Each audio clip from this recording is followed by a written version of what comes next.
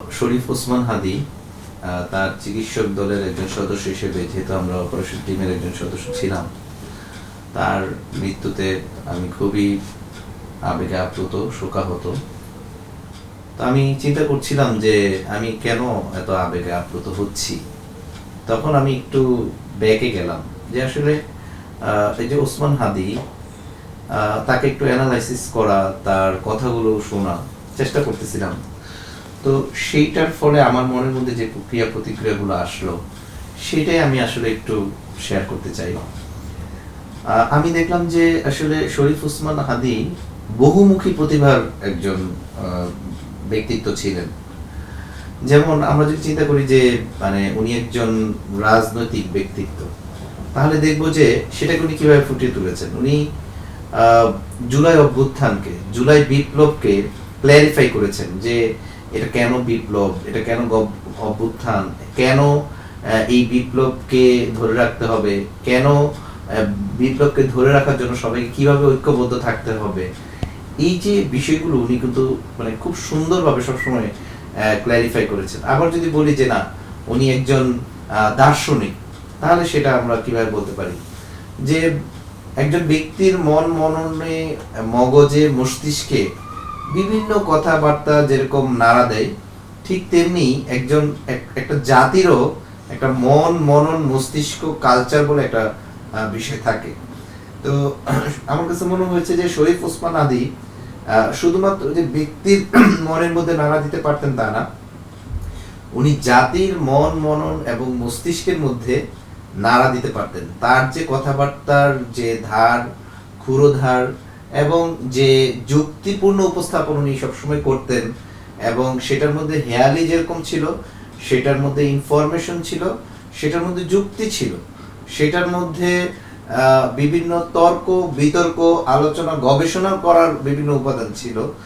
উনি তত্ত্ব নিয়ে সবসময় কথা বলতেন। সেজন্য আমরা মনে করতে পারি যে উনি একজন ভালো দার্শনিকও ছিলেন। আবার যদি আমি চিন্তা করি যে না, উনি একজন সাংস্কৃতিক ব্যক্তিত্ব ছিলেন, তাহলে সেটাও আমি দেখলাম যে হ্যাঁ, he is a very good cultural figure.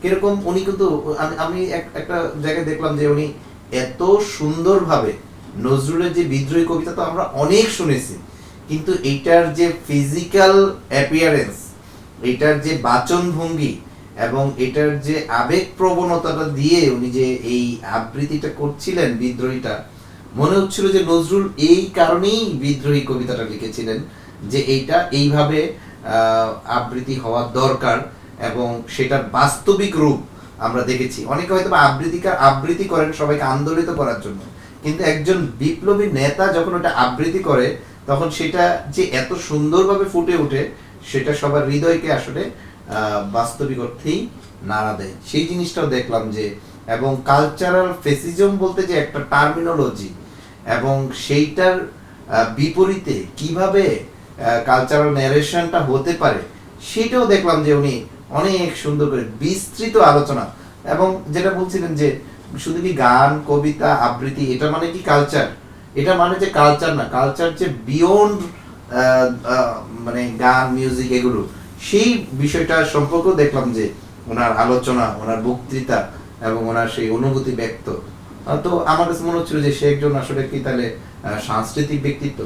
আবার মনে হচ্ছিল যে, আবার দেখলাম যে সে একজন শিক্ষকও, সে যে একজন ইংলিশের এক্সপার্ট, সেটা আমি এই কিছুদিন ধরে জানলাম যে সে আইএলটিএস এর স্টুডেন্টদের পড়াতেন। সে একটা নির্বাচনী ওয়াদা দিয়েছিলেন যে তার এলাকার যুবকদের, ছাত্রদেরকে সে আইএলটিএস পড়াবে, ইংলিশে দক্ষ করবে এবং দক্ষ করে সে বিদেশে পাঠাবে। এই যে একটা মানে ভিশনারি চিন্তা ভাবনা, একদিকে যেমন মিশন ছিল, আবার একটা ভিশনারি চিন্তা ভাবনা ছিল। তো এইরকম নেতৃত্ব আসলে খুঁজে পাওয়া খুবই দুষ্কর, বহুমুখী প্রতিভার অধিকারী। তো একটা প্রবাদ মানে ছোটবেলা থেকেই শুনছিলাম যে average man talk with the people. মানে আমরা অনেক সময় আলোচনায় বিভিন্ন মানুষের খুনসুটি করতে থাকি, ওর বদনাম করতে থাকি, এর করতে পারি।